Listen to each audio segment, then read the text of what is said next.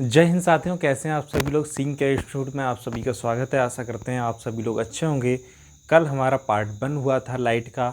आज भी हमारी 10th क्लास की साइंस की आपका लाइट चैप्टर चल रहा है, जिसमें आपकी क्लास नंबर 2 है। तो सभी बच्चे चैनल से जुड़ जाएं। जिसने अभी तक ये वीडियो जो देख रहा है, इसने फर्स्ट वीडियो नहीं देखी है, वो जाकर पहले फर्स्ट वीडियो देखे, फिर इसके बाद ये वीडियो देखे, तो आपको बेहतर समझ में आएगा। ठीक है। तो हमारा जो प्रयास है कि क्लास 10th में जो भी बच्चे अभी 24-25 में हैं, वो बेहतर से बेहतर स्कोर कर सकें। इसलिए हमने ये अपने चैनल के माध्यम से बच्चों को ऑनलाइन फ्री एजुकेशन के लिए ये प्लेटफॉर्म रखा है कि उन्हें कम से कम हर बच्चे तक फ्री एजुकेशन पहुंच सके। चलिए अब हम बात करते हैं कल हमारी क्या बात हुई थी इंट्रोडक्शन क्लास में। कल हमारी बात हुई थी कि प्रकाश आखिर क्या होता है, उसकी चाल क्या होती है, उसकी गणना किसने की थी चाल की। तो पिछली क्लास को आज की क्लास से थोड़ा कनेक्ट करते हैं। तो हमारी बात हुई थी कल, क्या हुई थी कि प्रकाश क्या होता है। प्रकाश हमने बताया था आपको, प्रकाश एक प्रकार की ऊर्जा होती है। क्या होती है? प्रकाश एक प्रकार की ऊर्जा होती है जो इलेक्ट्रोमैग्नेटिक वेव्स के रूप में संचरित होती है, यानी कि वैद्युत चुंबकीय तरंगों के रूप में। प्रकाश का हमारे जीवन में बहुत बड़ा महत्व है, क्योंकि प्रकाश न होता तो शायद हमारे जीवन में कुछ नहीं होता। क्योंकि सोर्स ऑफ एनर्जी प्रकाश यानी कि सूर्य है, जिससे हमें एनर्जी प्राप्त होती है, जिससे हमें वस्तुएं देखने को प्राप्त होती हैं। हमें दिखाई भी इसलिए देता है क्योंकि लाइट है। ठीक है। तो हमने बताया था कि प्रकाश क्या होता है, एक प्रकार की ऊर्जा होती है, और प्रकाश के लिए ट्रैवल के लिए कोई माध्यम की आवश्यकता नहीं होती है। वो निर्वात में भी चल सकता है, यानी कि जहाँ हवा उपस्थित नहीं है वहाँ भी ट्रैवल कर सकता है प्रकाश। और प्रकाश की सबसे ज़्यादा चाल आपकी कहाँ होती है? तो निर्वात में ही होती है, 3 × 10⁸ मीटर प्रति सेकेंड। ठीक है। तो आज का हमारा प्रकरण यानी कि टॉपिक है प्रकाश का परावर्तन। क्या है? जैसा आप लोग थंबनेल देख के आए होंगे, आज का प्रकरण है हमारा प्रकाश का परावर्तन। जो हमने कल बात की थी वो आज फिर एक बार रिपीट और कर देते हैं। कल हमने और कुछ भी पढ़ा था, इसके अलावा क्या पढ़ा था? हमने सिद्धांत पढ़े थे, कणिका सिद्धांत पढ़ा था, तरंग सिद्धांत पढ़ा था हमने कल, और प्रकाश की द्वैध प्रकृति के बारे में किसने बताया था वो भी पढ़ा था, और फोटोन सिद्धांत किसने दिया था ये पढ़ा था। फोटोन सिद्धांत आपका दिया था एक वैज्ञानिक थे आइंस्टीन। वो द्वैध प्रकृति यानी कि प्रकाश कण एवं तरंग दोनों प्रकृतियां रखता है, ये हमें किसने बताया था? ठीक है, ये बताया था डी ब्रॉगली, एक वैज्ञानिक थे डी ब्रॉगली ने बताया था। ठीक है। अब हम बात करते हैं आपके आज का प्रकरण है जो हमारा प्रकाश का परावर्तन। उससे पहले आप सभी लोग चैनल को सब्सक्राइब, वीडियो को शेयर कर दें। जिससे जितना ज़्यादा शेयर होगा उतना ज़्यादा हमारा यहाँ पे हम ये सोच रहे हैं साइंस के अलावा बाकी जितनी भी क्लासेस हैं वो आपके इसी प्लेटफॉर्म पे मिल जाएं, जिससे आपको इधर उधर ना जाना पड़े। बेहतरीन से बेहतरीन क्लास टीचर के माध्यम से जितने भी आपके सब्जेक्ट हैं सब की क्लास यहीं पे प्राप्त हो जाए। ठीक है। तो चैनल को सब्सक्राइब, वीडियो को शेयर और लाइक कर देंगे। अब हम मुख्य टॉपिक बात करेंगे प्रकाश का परावर्तन। ठीक है। प्रकाश का परावर्तन आखिर क्या होता है? परावर्तन क्या होता है? प्रकाश का किसी चमकदार या चिकनी सतह से टकराकर वापस लौटना या किसी परावर्तक तल से टकराकर वापस लौटने की घटना को ही क्या कहते हैं? प्रकाश का परावर्तन कहते हैं। क्या कहते हैं? प्रकाश का परावर्तन कहते हैं। मुख्यतः ये 2 प्रकार का होता है, लेकिन आपके सिलेबस में नहीं है ये। नियमित प्रकाश का परावर्तन और एक होता है इनरेगुलर यानी कि अनियमित प्रकाश का परावर्तन। नियमित प्रकाश का परावर्तन क्या होता है? जिसमें क्या होता है, जिसमें किसी चमकदार वस्तु यानी किसी चमकदार तल से प्रकाश का परावर्तन होता है, जिससे अधिकतम से अधिकतम प्रकाश का परावर्तन हो, वो नियमित परावर्तन होता है। यानी कि नियमित परावर्तन जो होता है वो अधिक से अधिक होता है और अनियमित परावर्तन की बात करेंगे तो ये एक खुरदरे तल से प्रकाश का परावर्तन होता है, वो क्या कहलाता है आपका अनियमित परावर्तन। उसमें क्या होता है अनियमित परावर्तन में कि प्रकाश जब वो खुरदरा तर होता है तो उसका प्रकाश फैल जाता है, इस कारण से उसका रिफ्लेक्शन कम हो जाता है, यानी कि प्रकाश का कम से कम परावर्तन कहाँ होता है आपका, कम परावर्तन कहाँ पे होता है, अनियमित परावर्तन में। फिर हम लोग पढ़ेंगे परावर्तन के नियम। मुख्यतः दो नियम हैं परावर्तन के। एक फर्स्ट नियम है इसमें आपका, लाइट थोड़ी डिस्टर्ब हो रही है। फर्स्ट नियम है इसमें क्या है आपका, लाइट इशू है, चलो कोई नहीं। फर्स्ट नियम है इसमें क्या है आपका कि आपतन यानी आपतित किरण और परावर्तित किरण और अविलंब तीनों एक ही तल पर उपस्थित होते हैं। और सेकंड लॉ क्या है, सेकंड नियम क्या है आपका कि आपतन कोण और परावर्तन कोण का मान सदैव बराबर होता है। चलिए अब हम बात करते हैं, आज हमने कल का जो पढ़ाया था, इंट्रोडक्शन दिया था, उस पर आज एक क्वेश्चन कर लेते हैं। आज वही क्वेश्चन है उसी पर, तो आप लोग इसका आंसर दीजिए। देख लो भाई, आंसर टिक करो आप।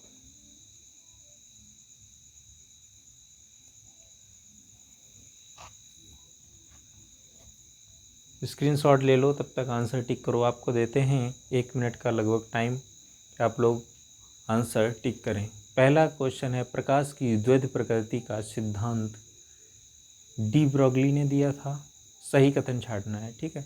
दूसरा है, प्रकाश एक प्रकार की ऊर्जा है जिसकी निर्वात में चाल 3 × 10⁸ मीटर प्रति सेकंड होती है। तीसरा है, कड़ी का सिद्धांत हाइगेंस के द्वारा दिया गया था।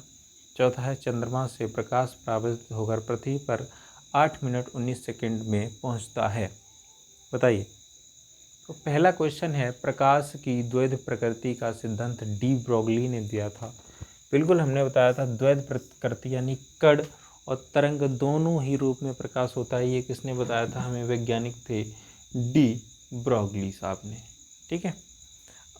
फिर है, प्रकाश एक प्रकार की ऊर्जा है, हमने बताया था आपको क्या है, प्रकाश एक प्रकार की ऊर्जा है, ठीक है यहाँ तक, जिसकी निर्वात में चाल 3 × 10⁸ मीटर प्रति सेकंड होती है। ये भी क्वेश्चन आपका सही है, सही कथन छांटिए। देखो कितने सही होते हैं, दो तो अभी सही चले गए। तीसरा है, कड़ी का सिद्धांत हाइगेंस के द्वारा दिया गया था। कड़ी का सिद्धांत किसके द्वारा दिया गया था, न्यूटन, इसके द्वारा, न्यूटन के द्वारा। तो ये हो गया आपका गलत, ठीक है। हाइगेंस के द्वारा तरंग सिद्धांत दिया गया था। चंद्रमा से प्रकाश परावर्तित होकर पृथ्वी पर 8 मिनट 19 सेकंड में पहुंचता है। हमने बताया था सूर्य का प्रकाश जो है वो पृथ्वी पर कितने में पहुंचता है, 8 मिनट 19 सेकंड में। लेकिन यहाँ पे क्या लिखा है, चंद्रमा से प्रकाश परावर्तित होकर, चंद्रमा से परावर्तित होकर कितने टाइम में पहुँचता है, 1 मिनट 28 सेकंड में, ठीक है। तो ये भी क्वेश्चन आपका गलत है, यानी कि फर्स्ट और सेकंड दो सही है, ठीक है। ये क्वेश्चन आपको समझ आया। चलिए अब हम बात करते हैं आज के प्रकरण पर। क्या है हमारा आज का प्रकरण, चलिए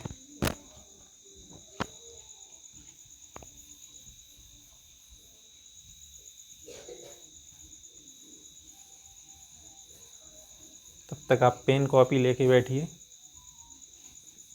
पेन कॉपी लेके आप बैठ जाइए, क्योंकि आपको प्रॉपर तरह से लिखना है रिफ्लेक्शन ऑफ लाइट, क्योंकि आपको भी आंसर राइटिंग करनी है, तो आपको पता होना चाहिए कैसे लिखा जाता है सही, ठीक है।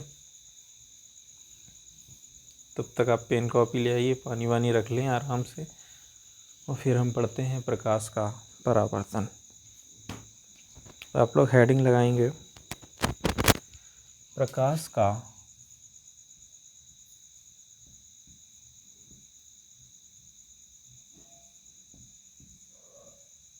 परावर्तन, प्रकाश का परावर्तन आखिर क्या होता है। हमने बताया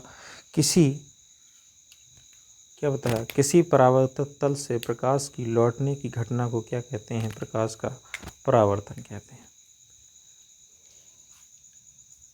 किसी परावर्तक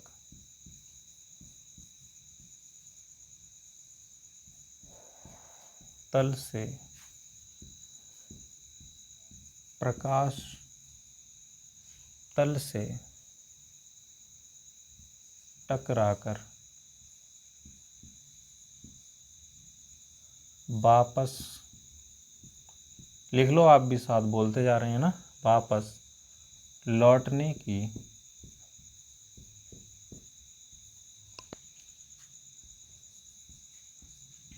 घटना को प्रकाश का परावर्तन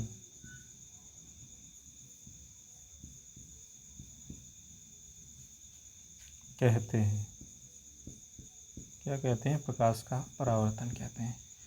किसी चमकदार यानी कि किसी परावर्तक तल से प्रकाश को टकराकर लौटने की घटना को क्या कहते हैं? आपका प्रकाश का परावर्तन कहते हैं। ठीक है, समझ आया? प्रकाश का परावर्तन ये मुख्यतः दो प्रकार का होता है कि नियमित परावर्तन, एक होता है अनियमित परावर्तन। तो आप लोग चाहें तो नियमित अनियमित दोनों लिख सकते हैं। बताओ तो लिखा दें, चलो लिखा दे रहे हैं, लेकिन आपके सिलेबस में इतना नहीं है डीप। ठीक है, एक होता है फर्स्ट नियमित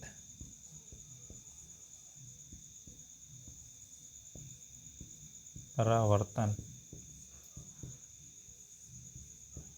नियमित परावर्तन, नियमित परावर्तन क्या होता है? किसी चमकदार या स्मूथ, किसी चमकदार सतह से प्रकाश सतह से टकराकर प्रकाश का वापस लौटना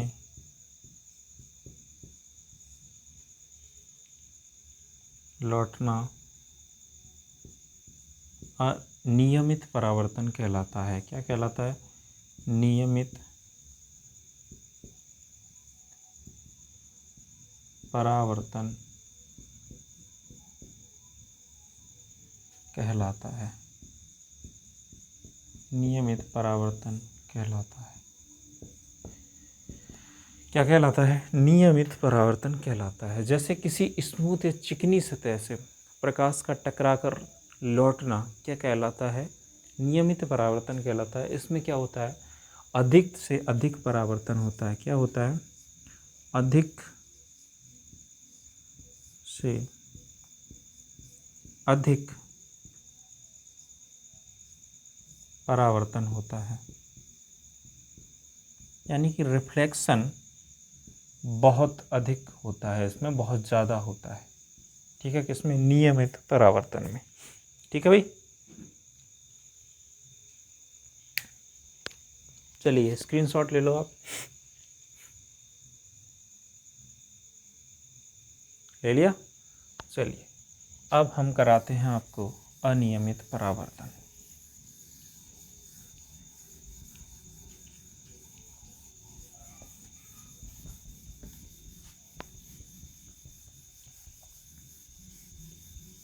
भाई वीडियो को शेयर वेयर कर दो सब लोग,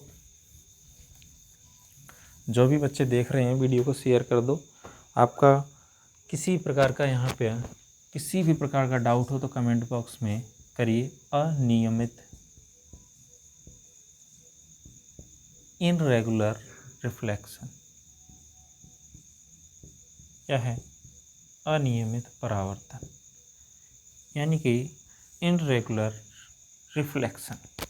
ये क्या होता है? किसी रफ मतलब हो गया खुरदरी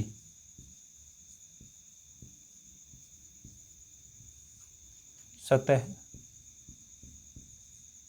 से टकराकर टकराकर प्रकाश का वापस लौटना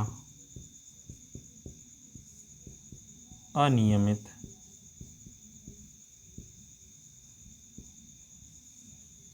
परावर्तन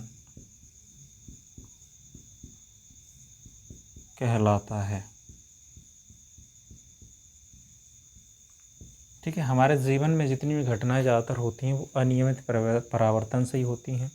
हम ज़्यादातर खुरदरी चीज़ें ही देखते हैं, जिससे हम अपने जीवन में सबसे ज़्यादा कौन सा रिफ्लेक्शन देखते हैं, अनियमित परावर्तन। इससे क्या होता है कि हमें चीज़ें, प्रकाश जो परावर्तित होता है वो थोड़ा कम होता है।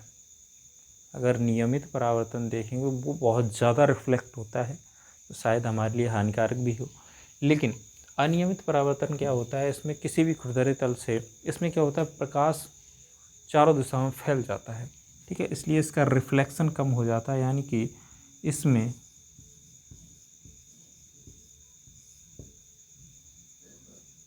परावर्तन कम होता है। इसमें परावर्तन क्या होता है, कम होता है। ठीक है, ये एक्स्ट्रा पॉइंट थे नियमित अनियमित परावर्तन के, आपके हाई स्कूल के इसके बेस के नहीं है, लेकिन हमने लिखा दिया आपको नॉलेज के लिए। ठीक है, चलिए स्क्रीनशॉट ले लो भाई। अब हम बात करते हैं प्रकाश का परावर्तन आखिर कैसे होता है। ठीक है, चलिए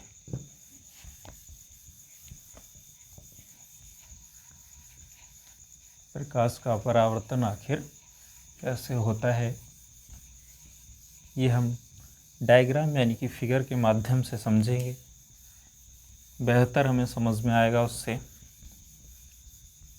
ठीक है भाई, तो आपके हाई स्कूल में जो दिया भी है उसी के डायग्राम, आपके हाई स्कूल में दिया है उसी डायग्राम के माध्यम से समझेंगे। ठीक है, ये क्या है, ये एक चमकदार सतह है। क्या है, परावर्तक तल है। ठीक है, मान लो ये सीधी है। ठीक है, मान लो, क्योंकि इतनी अच्छी ड्राइंग नहीं है। ठीक है भाई, और ये हमारा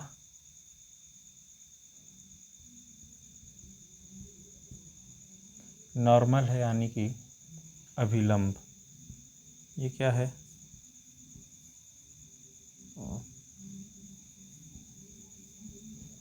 अभिलंब है। ठीक है, ये क्या है, परावर्तक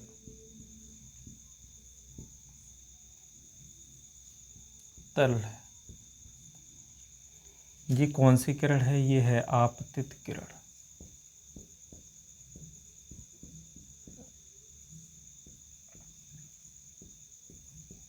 ये कौन सी है, परावर्तित।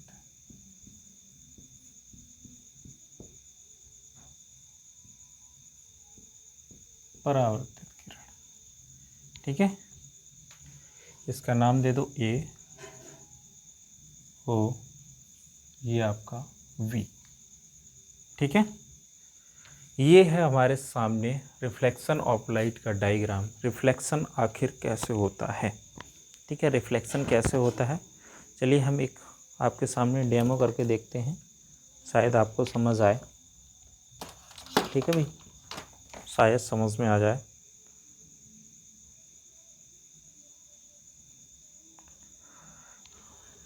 एक डेमो है, शायद इसके माध्यम से आपको कुछ समझ में आए। ये क्या है, ये है परावर्तक तल। ये मिरर है, ये मिरर है। ये क्या हो गया, परावर्तक तल। ये हमने लाइट डाली है, मोबाइल से लाइट डाल रहे हैं ना, ये लाइट डाल रहे हैं हम, ये देखो, और ये लाइट आपके सीधे कैमरे पे पड़ रही है। तो ये जो हम लाइट डाल रहे हैं ये है इंसिडेंट रे, यानी कि आपतित किरण, और जो सीधी कैमरे से, ये शीशे से निकलकर मिरर परावर्तक तल से निकलकर कैमरे पे जा रही है, ये कौन सी है, परावर्तित किरण। इनके बीच क्या है, एक अभिलंब है, और उनके बीच कौन से कोण हैं, आपतन कोण और परावर्तन कोण। ये डेमो के तौर पे हमने दिखा दिया है, यही सामने है। ठीक है, यही सामने है। इसमें क्या होता है, किसी परावर्तित तल पर अगर कोई किरण डाली जाती है तो वो उसी माध्यम में परावर्तित हो जाती है। तो इस कोण को क्या कहते हैं, इस कोण को, एंगल कौन सा है, आई, ये एंगल कौन सा है आपका, एंगल आर, कौन सा है, एंगल आर। इस एंगल को क्या कहते हैं, आपतन कोण। इसको क्या कहते हैं, आपतन कोण। ठीक है, इसको कहते हैं परावर्तन कोण। इसको क्या कहते हैं, परावर्तन कोण। ठीक है भाई, समझ में आ रहा, समझ में आ रहा। तो इसमें दो नियम है। मेन पहला नियम है कि आपतित किरण और परावर्तित किरण और अभिलंब, आपतित किरण, परावर्तित किरण और अभिलंब तीनों कैसे होते हैं, तीनों एक तल पर उपस्थित होते हैं। देखो तीनों एक ही तल पर उपस्थित हैं, पहला नियम सही है, सही है। दूसरा नियम है आपतन कोण और परावर्तन कोण। दूसरा नियम है आपतन कोण और परावर्तन कोण का मान सदैव बराबर होता है, यानी कि angle I equal to angle R. ठीक है, ये सेकंड नियम है। दोनों नियम इस पे लागू हो रहे हैं। आप लोग स्क्रीनशॉट ले लो, ये आपके एग्ज़ाम के लिए बहुत इंपॉर्टेंट है। रिफ्लेक्शन ऑफ लाइट का डायग्राम है। ठीक है, तो इसके दोनों नियमों को हम लिखा देते हैं। इसके दोनों नियमों को लिखाने के बाद फिर हम उदाहरण पे बात करेंगे। ठीक है, तो आप स्क्रीनशॉट ले लो तब तक।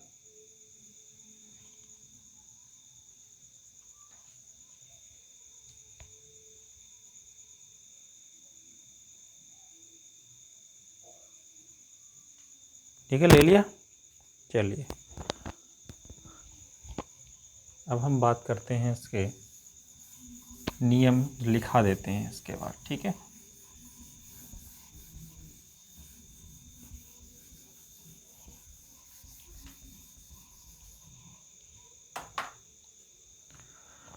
मार्कर हुई की तरह। चलिए, पहला नियम है हमारा इसका, परावर्तन का फर्स्ट नियम है कि आपतित किरण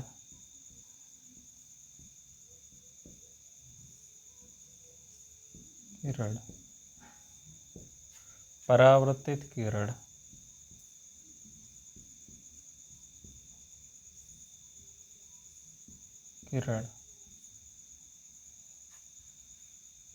और अभिलंब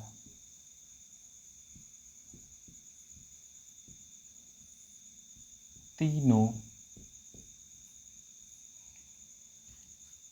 एक ही तल पर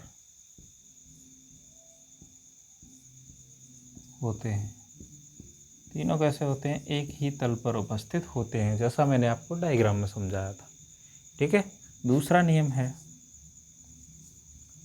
आपतन कोण का मान परावर्तन कोण के सदैव बराबर होता है, सदैव बराबर होता है।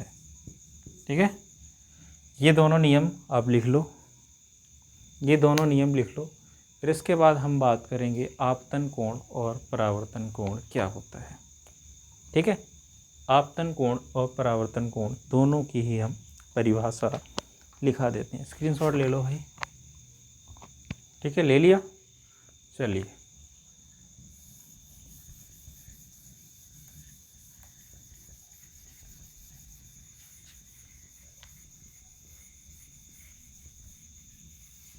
और आप लोग की ये क्लास अच्छी लग रही है ना, समझ आ रही है तो शेयर कर दो भाई। क्लास को शेयर कर दो, ज़्यादा से ज़्यादा बच्चों को लाभ मिले इस क्लास का, ठीक है। फिर हम और भी क्लासेस आपकी चालू करा सकें, ठीक है भाई। अब हम बात करेंगे आपतन कोण। किसकी बात करेंगे? आपतन कोण। आपतन कोण किसके बीच बनता है? तो आपतन कोण की परिभाषा क्या है?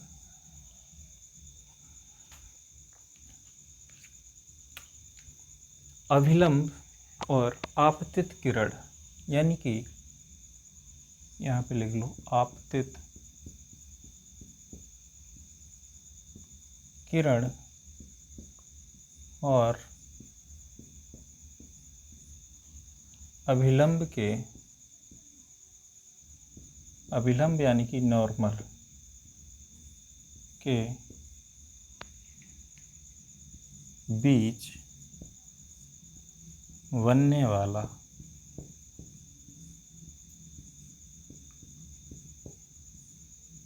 कोण। आपतित किरण और अभिलंब के बीच बनने वाला कोण कौन सा होता है? आपका आपतन कोण। आपतन कोण कहलाता है। आपतन कोण कहलाता है। इससे किससे डिनोट करते हैं? आई से। किससे डिनोट करते हैं? आई से। ठीक है भाई, समझ आ रहा है? चलिए अब हम बात करते हैं परावर्तन कोण। किसकी? परावर्तन कोण। भाई आज लाइट किसू कर रही है, क्या करें, मौसम ख़राब है इतना आज, लेकिन क्लास आपके लिए रिकॉर्ड करना ज़रूरी था तो हमने कर दी, ठीक है। हम बात करेंगे परावर्तन कोण, यानी कि अभिलंब और परावर्तित किरण के बीच बनने वाला, एक लिखते जाना बनने वाला कोण परावर्तन कोण कहलाता है। इसे किससे डिनोट करते हैं? आर से। किससे? आर से। ठीक है भाई, ये आप लोग स्क्रीनशॉट ले लें और इसको याद करना है आपको। समझ तो लिया ही होगा, हमने बताया था कि आपतन कोण और परावर्तन कोण क्या होता है। आपतन कोण होता है आपतित किरण और विलंब के बीच बनने वाला कोण आपतन कोण, और परावर्तित किरण और अभिलंब के बीच बनने वाला आपका परावर्तन कोण कहलाता है। ठीक है, अब हम इसके कुछ उदाहरण देख लेते हैं। ठीक है, परावर्तन के कुछ उदाहरण। ठीक है, उसके बाद आपका टॉपिक समाप्त हो जाएगा। फिर हम नेक्स्ट कल बात करेंगे इमेज फॉर्मेशन, यानी कि प्रतिबिंब क्या होता है। ठीक है, प्रतिबिंब कैसे बनता है। ठीक है, प्रतिबिंब कितने प्रकार के होते हैं, ये हम कल बात करेंगे। ठीक है, आपकी क्लास में आपका तो सब मिलेगा ही, आपकी बुक से ही हम बुक को और सिलेबस को देख के पढ़ा रहे हैं। ठीक है, क्योंकि आपका सिलेबस के बिना बेकार है, सिलेबस देखना ज़रूरी है, उसके हिसाब से पढ़ा रहे हैं। तो हम बात कर रहे थे उदाहरण यानी कि एग्जाम्पल क्या है। सभी दर्पण किस सिद्धांत पर कार्य करते हैं? सभी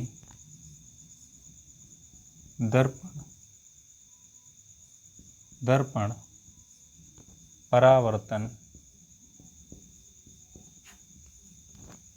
के सिद्धांत पर कार्य करते हैं। ठीक है, सभी दर्पण के सिद्धांत पे कार्य करते हैं, आपके परावर्तन कोण के सिद्धांत पे कार्य करते हैं।